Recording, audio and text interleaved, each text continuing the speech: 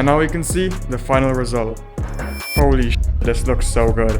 The yellow complements it so nicely. But I can't lie, this was definitely one of the best mods we did.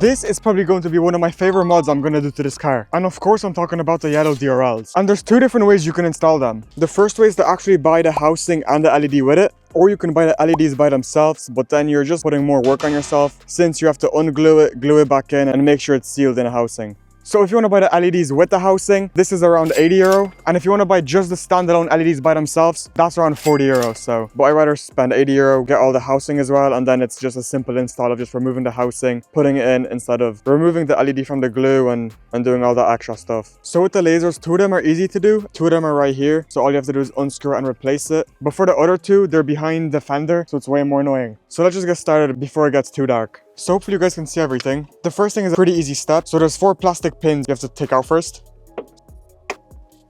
And 4. And that's basically it. You can take out the trim. And the LED unit is right here. After that, it's another Torx screwdriver. 3 simple screws and that's it. Suck. Yeah, and there goes the screw, unfortunately. Yeah, that's very bad, I'm not gonna lie. I do not have another spare screw. But let's just keep going with installing the new LED modules. Let's just get the last screw. And after all screws are out, you can slowly start picking it up. Just like that. So you just want to grab the white connector and all you have to do is pull away from the LED. All you have to do is kind of just put your finger and pull away from the LED. And that's literally it. So after you get the LED, all you have to do is grab your new one and it should look identical. So let's just line it up again. Sorry if there's no light. And just squeeze it in. And that's basically it. Put it back, get your screws and just screw it in.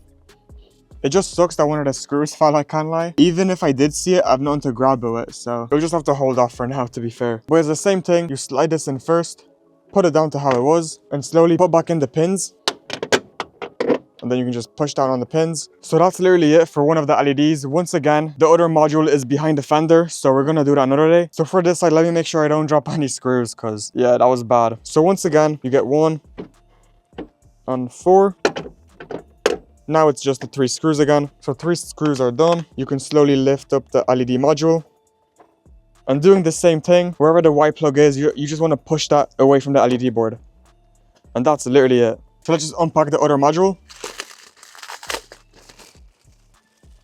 Just make sure they're both identical. You literally just get the white plug and the same way you pushed it out, try to push it back in. You're kind of working with not a lot of space, but there you go. Push the housing back into place and then we just screw it back on. Let's put back the trim. So let me just pack up the old modules nicely. It's nice to always have the old parts, obviously. So let's just close the hood. And now it's finally time to see the final result. The white and yellow headlights mixed together actually look so good. For some reason, it makes the car way more aggressive. It's just annoying that the video distorts it a lot. So let's see if we can get up close and get the camera to focus on the lights. Just look at that. In a second, I might put a few pictures up on screen how it looks like. Because clearly the camera does not want to show you how good it actually looks. And I'm going to head over to the garage soon and we're going to finish the other ones that are in the fenders. But I can't lie, those headlights do look good.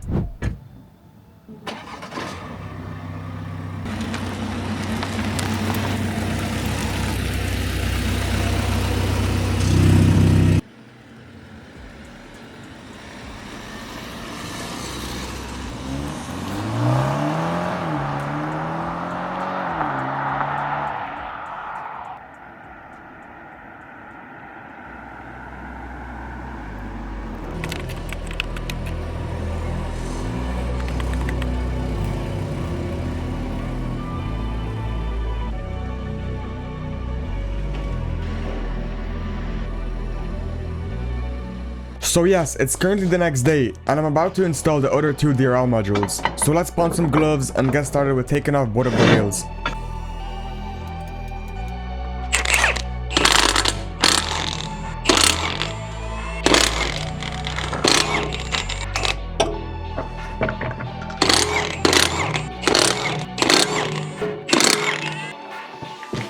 So we literally just took off the wheel. So to get to the outer modules, because as you see, we got the ones that were in here, but the outer ones, they're behind the lining. Thankfully, I have access to a ramp, so I can just put it on the ramp, pull up the car, and then take off the lining easily.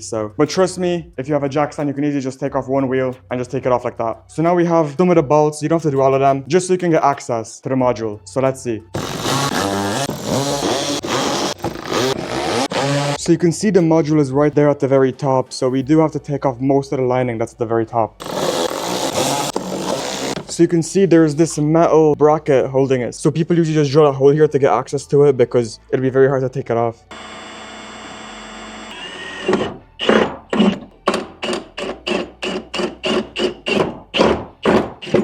So we just drilled a little hole and it does seem like we can reach it. So let's see if we can still take it out, because it does seem like it's going to be tight to even take out the module itself. So there's the first screw, the hardest one that we got out. There's the second one done.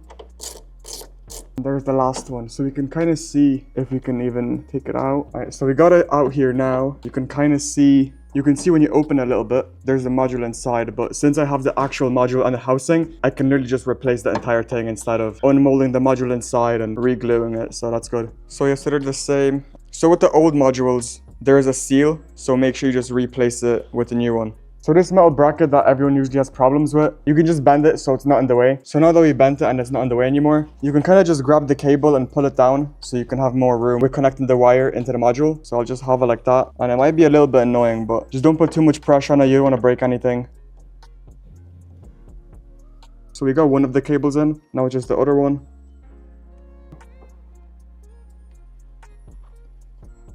And there's the other one. So I would definitely move the bracket out of the way, because otherwise I do not think you'd be able to put it back in, honestly.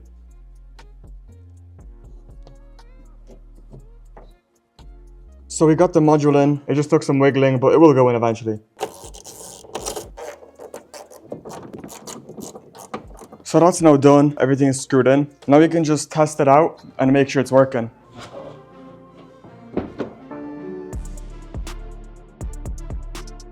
And you can see that it works nicely, so it just means that we didn't mess anything up. So now we're just gonna screw in everything on this side, and then we're just gonna have to start on the other side.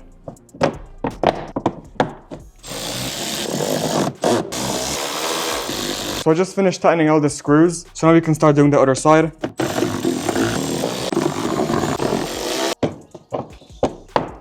So now you can see on the other side there's the same bracket. So we're just gonna drill into the bracket again and bend it, just so it's easier to take it out.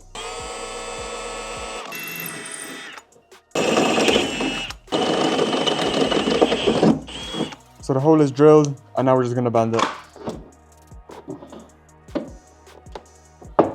The hole is there, and the bracket is bent, so now we can start slowly unscrewing the module.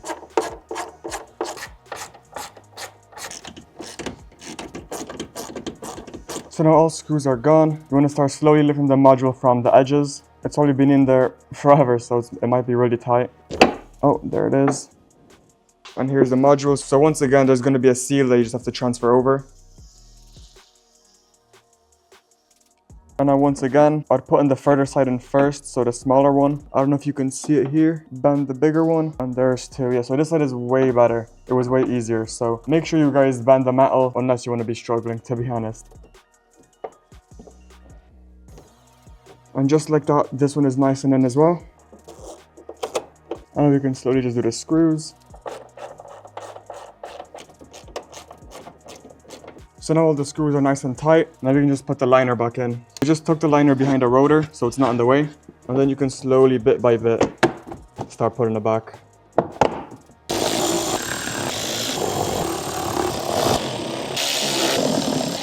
So now all the screws are back on. I'm gonna let the car down a little bit and we're gonna put on the alloys.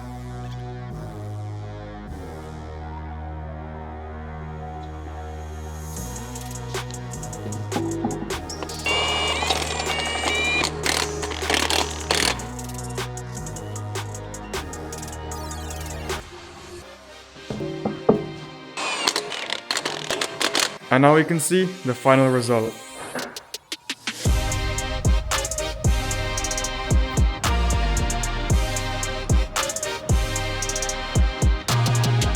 Holy shit, this looks so good. The yellow complements it so nicely.